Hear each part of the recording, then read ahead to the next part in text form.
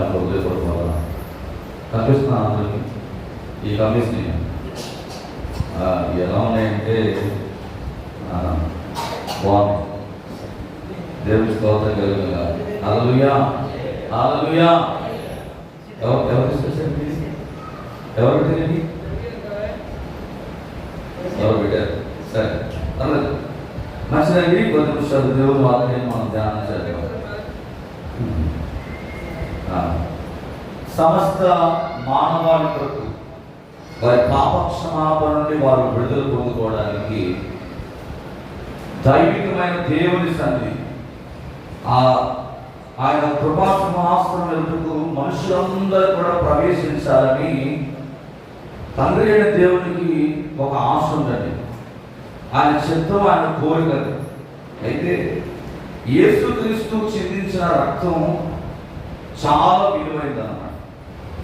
ఆ విలువైన రక్తం గురించి రాత్రి కొన్ని విషయాలు మనం ధ్యానం చేద్దాం. హెబ్రీ పత్రిక 9వ అధ్యాయము 22వ వచనం. హెబ్రీ పత్రిక 9:22.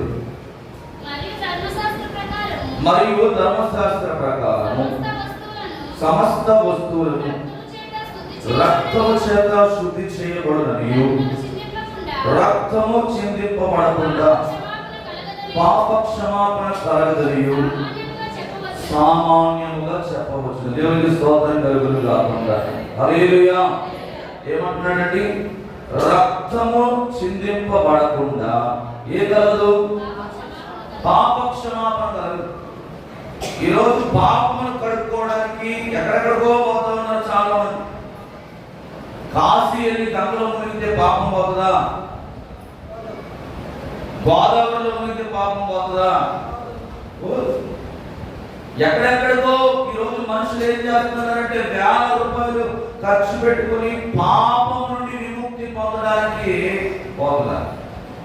కానీ ఎక్కడికి వెళ్ళి మునిగినా కూడా ఈ పాపానికి విమోచన అనేది రాదు. కానీ ఒక పరిశుద్ధుడైన ఒక వ్యక్తి రక్తం చెందించాలి. ఆయన రక్తము నిష్కలంకమైనదిగా ఉండాలి. ఆ రక్తము పాపము లేనిదిగా ఉండాలి.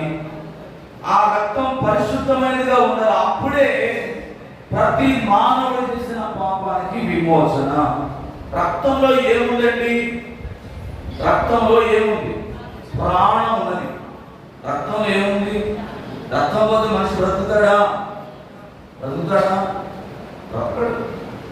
ఈరోజు నీ శరీరంలో ఉన్న అవయవాలన్నీ కూడా పనిచేయాలంటే ఏం కావాలి? రక్తం కావాలి. హల్లెలూయా. రక్తంలో ఏముందని చెప్తుందంటే బైబిల్ ప్రాణం ఉన్నది. అయితే ఆ ప్రాణము కాపాడుతున్న రక్తాన్ని శుద్ధీకరించడానికి, మనిషి చేసిన ప్రతి పాపమును విమోచించడానికి పరిశుద్ధుడైన యేసుక్రీస్తు ప్రభు వారు రక్తము చిందించడానికి వస్తే మానవుడు ఆ పరిశుద్ధతలోనికి రాకుండా ఏం తెచ్చుకుంటున్నాడంటే మరణాన్ని తెచ్చుకుని పెట్టుకున్నాడు.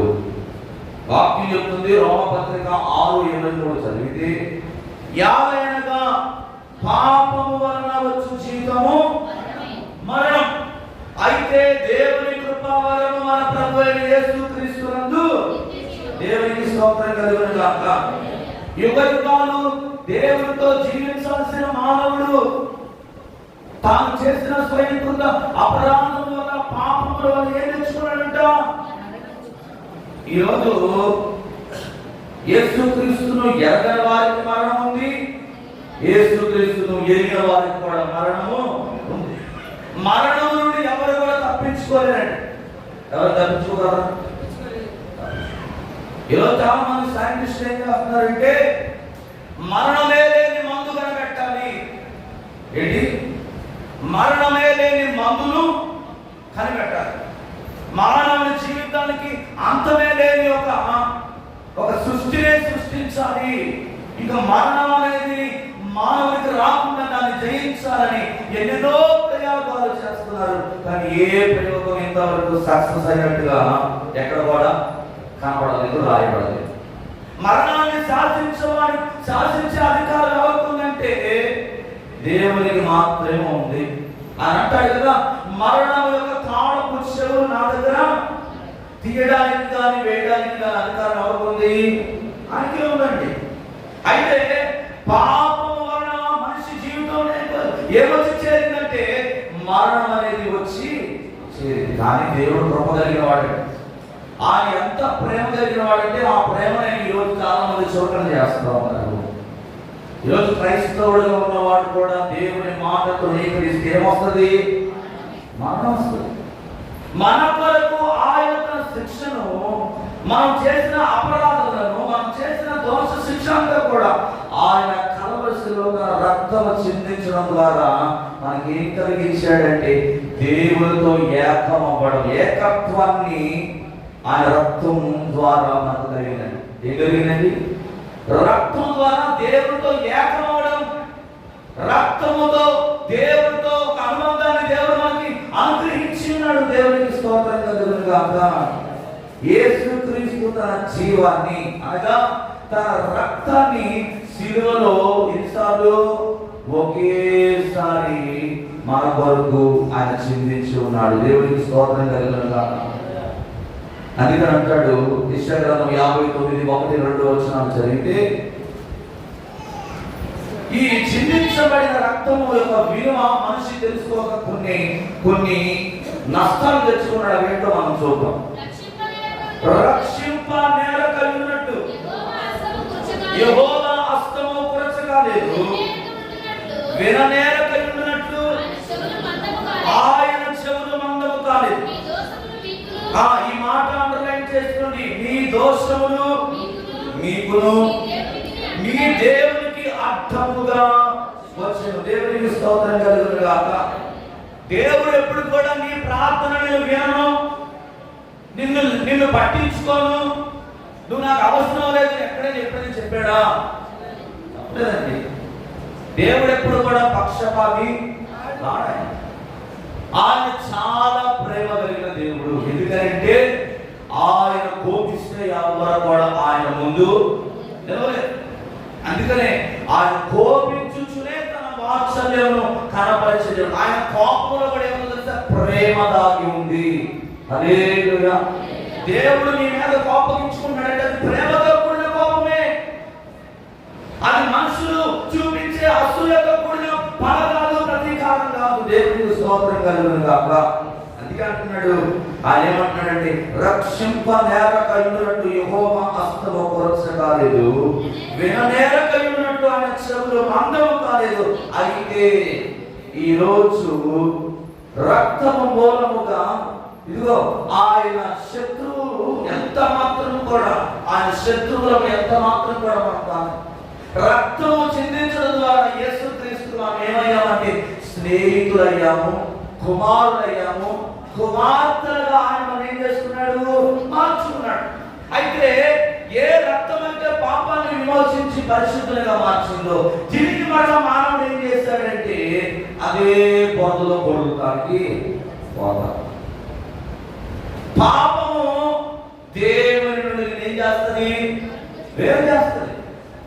ప్రభువేమో అనేక లేఖనాల ద్వారా ఇదిగో పాపము చేయకుడి, పాపము చేయకుడి, పాపము చేస్తే మరణం వస్తుందని దేవుడు మాట్లాడుతూ ఉంటే మనిషి ఏం చేస్తాడంటే తాను చేసిన దోషములు దేవునికి ఎలా ఉన్నవి? అడ్డుగోడగా నిలబడిపోయి ఉన్నాయి. అందరూ ఒక్క వ్యక్తి కాలండి. దేవునికి అవిధేయంగా ఎవరైనా దేవుని మాట తృణీకరించి ఆయన చెప్పినట్టు ఒక్కరు చేయకపోయినా అందరి మీద ఏమొస్తుంది? ఆ ప్రభావం పడుతుంది. హల్లెలూయా. హల్లెలూయా. సామెతల గ్రంథం కూడా చదివితే 15:29 చూడండి. సామెతల గ్రంథం 15:29, 15:29 చూడండి. భక్తిహీనుడు యెహోవాకు, భక్తిహీనులకు యెహోవా దూరస్తుడు, నీతిమంతుల ప్రార్థన ఎవరి ప్రార్థన చేస్తాడంటే భక్తిహీనులకు ఆయన ఏంటంట? దూరం. భక్తిహీనుడంటే ఆయన ఎంత మాత్రం కూడా ఇష్టపడే దేవుడు. ఈరోజు విశ్వాసులైన ప్రతి వారు కూడా ఏం చేయాలి? భక్తి చేయాలి. ఎలాంటి భక్తి అంటే నీ ప్రార్థన దేవుని సన్నిధి చేయ భక్తులు చేయాలి. హల్లెలూయా. నీతిమంతుల ప్రార్థనే దేవుని యొక్క సన్నిధికి చేరుతుంది. నీవు ఒకవేళ దేవుని మాట ధృవీకరించి ఇంకా ఒకవేళ పశ్చాత్తాపడకుండా, పాపం అంటే చాలా మంది ఏమనుకుంటారంటే త్రాగితే ఏదో లేదు వ్యభిచారం చేస్తే అని అనుకుంటారు. కానీ ప్రభు వాక్యం చెప్తుంది ఆజ్ఞ అతిక్రమమే పాపం.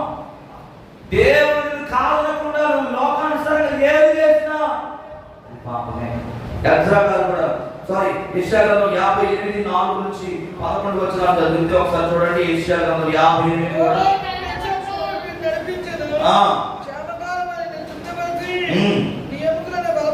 నీ ఎముకలను బలపరచును, మీరు నీరు కట్టిన తోట వలెను, ఎప్పుడు ఉబుకుచున్న నీటి ఊట వలెను.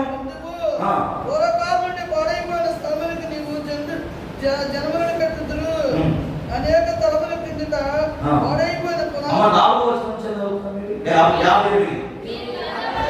మీరు కలహపడుచు, వివాదము చేయొచ్చు, అన్యాయంగా బుద్ధులాడచ్చు, ఉపవాసం మీ కంఠధ్వని పరమని వినబడినట్లుగా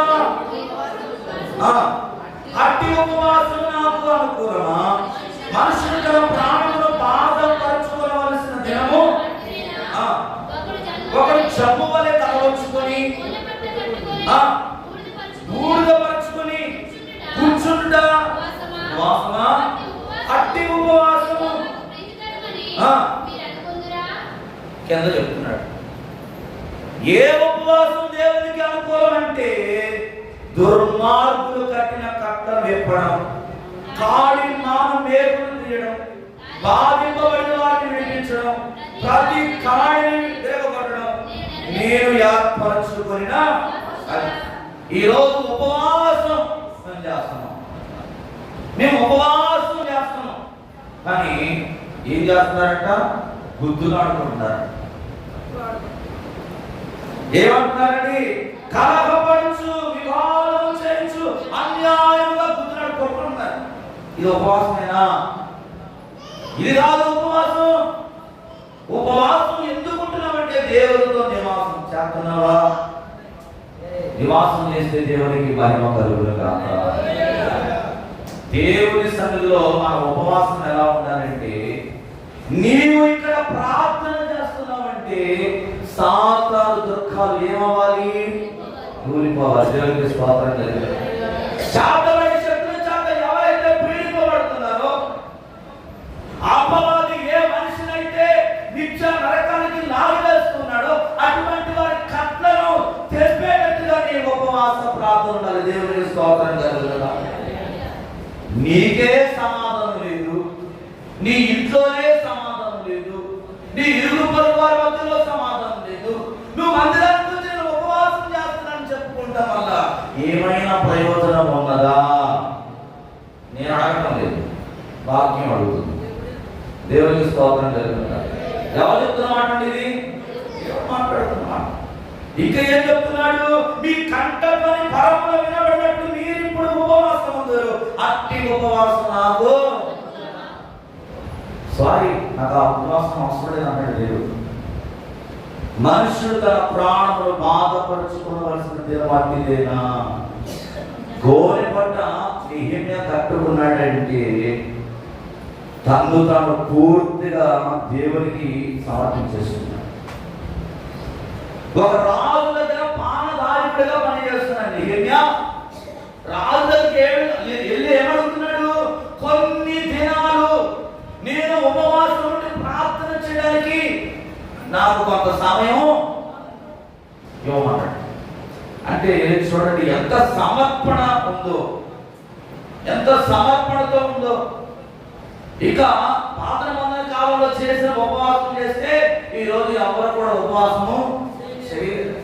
అందుకే నేను ఇందాకే చెప్పాను, ఆయన దేవుని కృపావరం మన ప్రభు యేసుక్రీస్తున్నది ఏంటంటది ఆయన కృప కలిగిన దేవుడు కనుకనే ఈరోజు నీవు నేను మనం సజీవముగా బ్రతుకున్నాం. పాపమును దేవుని నుండి దూరం చేస్తుంది కనుక నీ ఉపవాస ప్రార్థనలో ఏముండాలంటే పరిశుద్ధత ఉండాలి. దేవునికి స్తోత్రం కలుగును గాక. దేవుని ఇష్టపడే ఉపవాస ప్రార్థన నువ్వు చేయాలి. చేయాలి. ఇంకేమన్నా తెలుసా?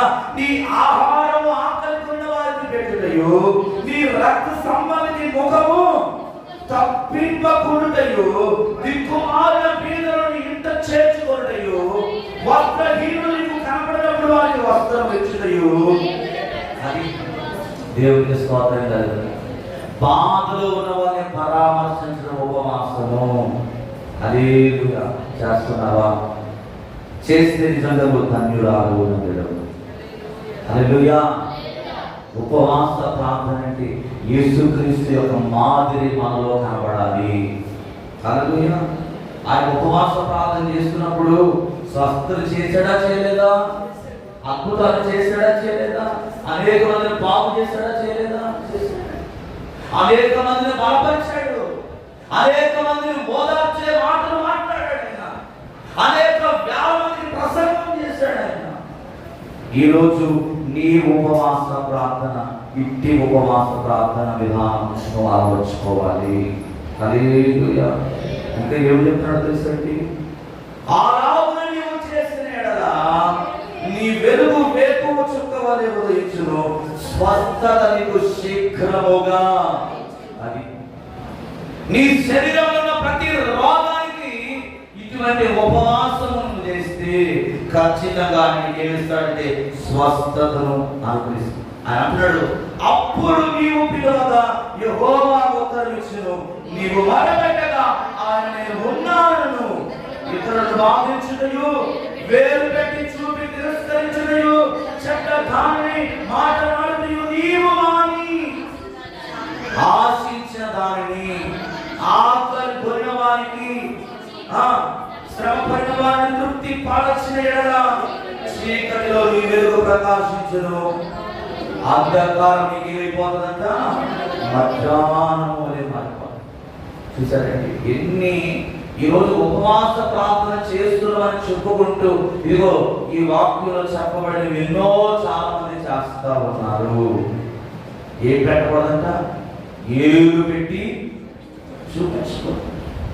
వేలు పెట్టి చెడ్డ దానిని నీ నోట మటను రానివ్వకూడదు. నీకు ఇష్టమైనవన్నీ కూడా అక్కర్లో ఉన్న వారికి ఏం చేయాలి అని. అప్పుడంట చీకటిలో ఉన్నా కూడా నా యేసయ్య నిన్ను వెలుగులోనికి నడిపించే దేవుడై ఉన్నాడు. వేకువ చుక్క ఎలాగైతే తేజరిల్లుతుందో మధ్యాహ్నము నీ జీవితం ఎలా ఉందంటే అంధకారాలకు అమ్ముకున్న దాన్ని వెలుగుమయముగా మార్చేస్తాడు నా దేవుడు. హల్లెలూయా. అటువంటి ఉపవాసం చేయాలి. రెండవది ఏంటంటే మనలో అపరాధ భావాన్ని సాధారణంగా ఏం చేస్తాడంటే ఎక్కువగా టార్గెట్ చేస్తాడు. 38వ కీర్తన 4వ వచనం చదివితే 38వ కీర్తన 4వ వచనం ఒకసారి చదవండి. 38:4.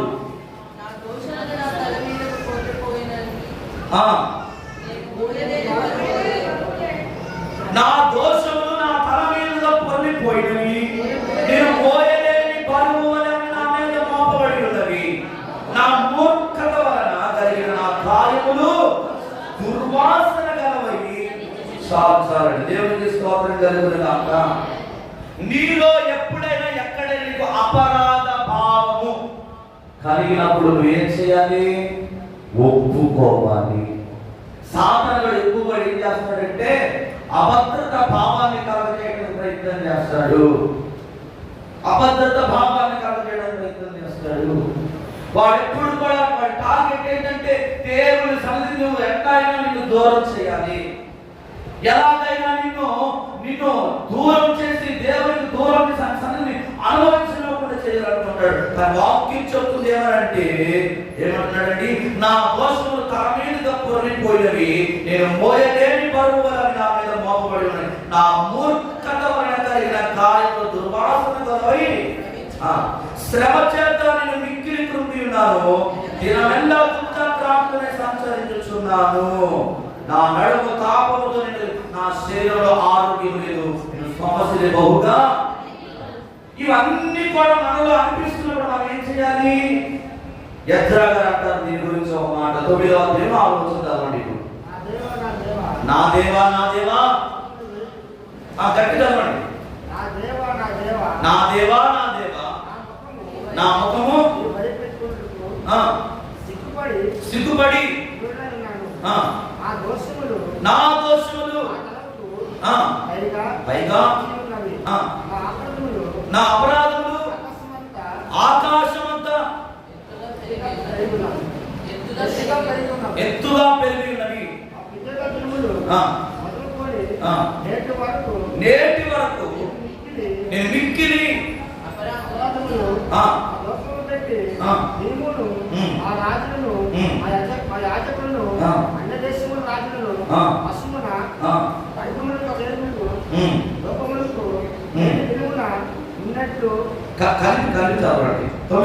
నిజముగా మేము దాసులమైతిమి, అయితే మా దేవుడైన నీవు మా దాస్యములో మమ్మల్ని విడువక పారసీక దేశము రాజు దగ్గర మాకు కనపరిచి నీవు చెప్పనున్నట్టుగా మా దేవుని మందిరములో నిలిపి దాని పాడెల స్థలమును తిరిగి బాగు చేయటమును యూదా దేశమును యెరూషలేము పట్టణమును మాకు ఒక ఆశ్రయము ఇచ్చుటకు దేవునికి స్తోత్రం కలుగును గాక.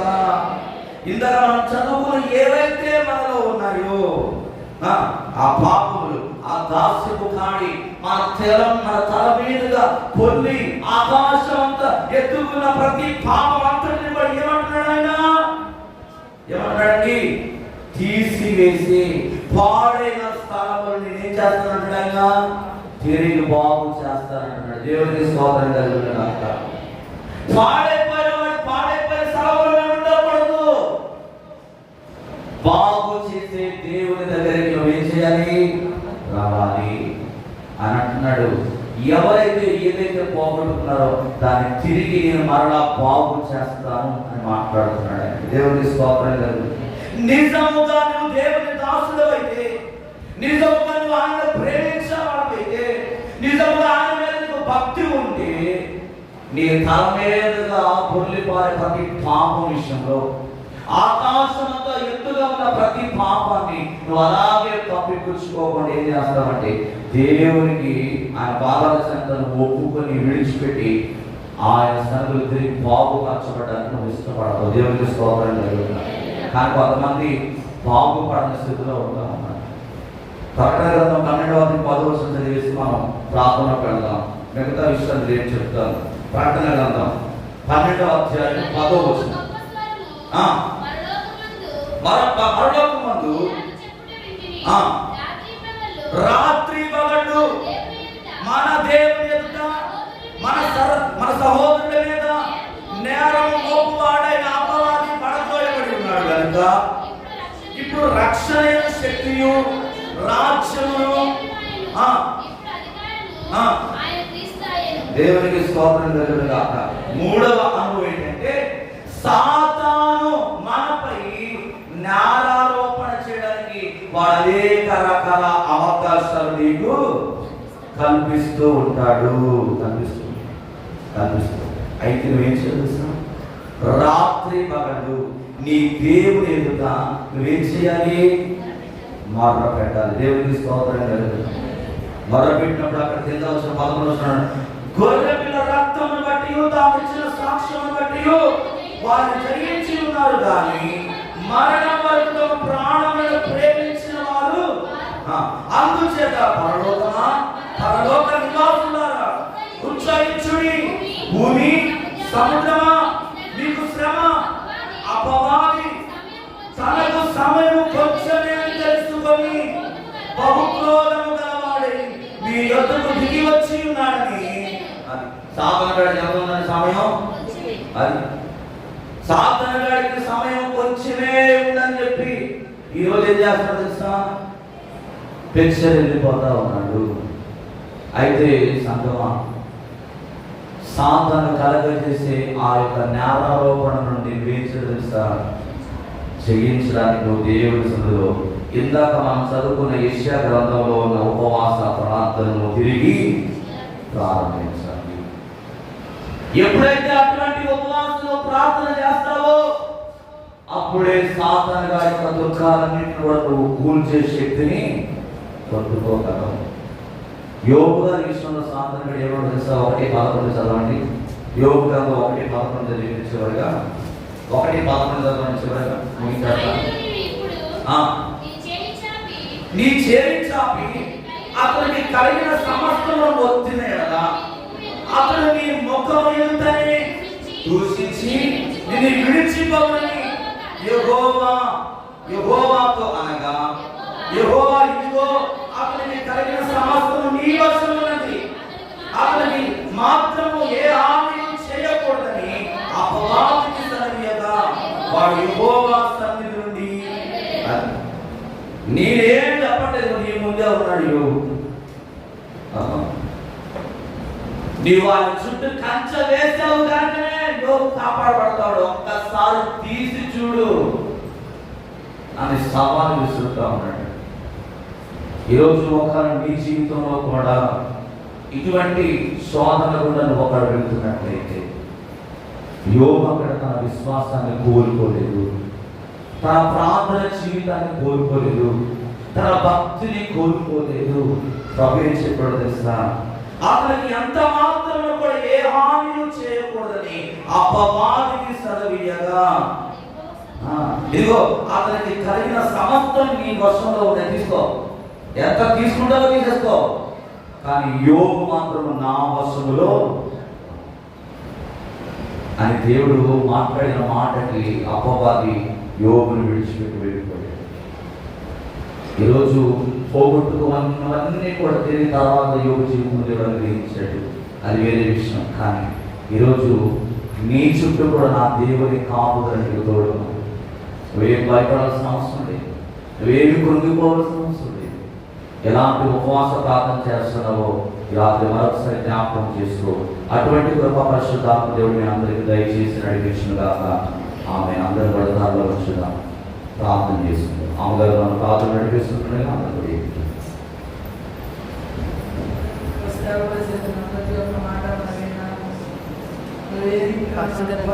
లైవ్